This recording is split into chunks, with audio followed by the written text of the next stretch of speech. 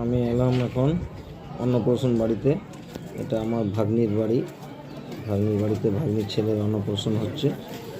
এই তোমাদেরকে দেখাচ্ছি, অন্নপ্রাশনে এসেছিলাম।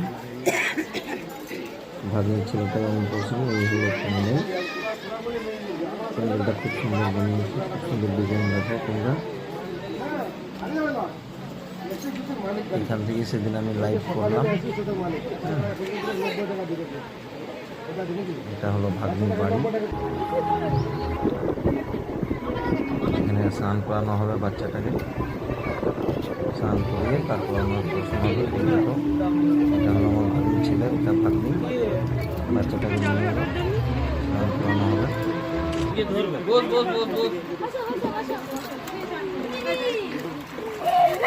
দেখো ভাগ্নি বাচ্চাটাকে স্নান করাচ্ছে, তারপর অন্নপ্রাশন হবে। বাচ্চাটাকে স্নান করানো হচ্ছে। জায়গাটা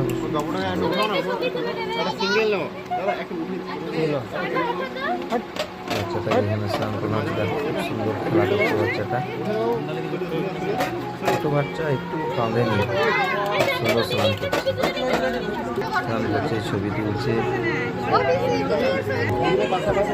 জলের মধ্যে বসিয়ে রেখেছে। দেখো বাচ্চাটাকে খুব সুন্দর স্নান করছে, একদম কান্না করেনি। খুব ভালো স্নান।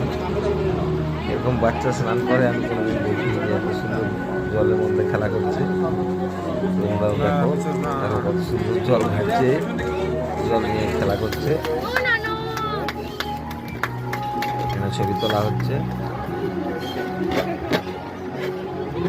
স্নানের পর এবার এখানে অন্নপ্রাশন হবে, মানে ওর মামা ওকে ভাত খাওয়াবে। এ দেখো, আরেকবার প্যান্ডেলটা দেখিয়ে দিলাম তোমাদেরকে। প্যান্ডেলটা খুব সুন্দর বানিয়েছে।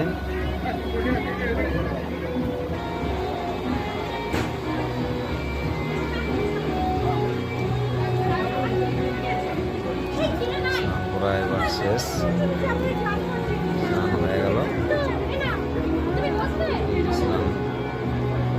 ভাত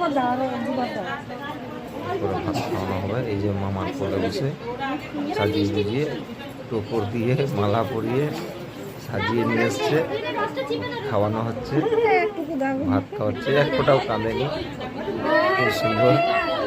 বাচ্চাটা জিভ দিয়ে চাটতে চাটতে খাচ্ছে, কেউ কান্না করেনি।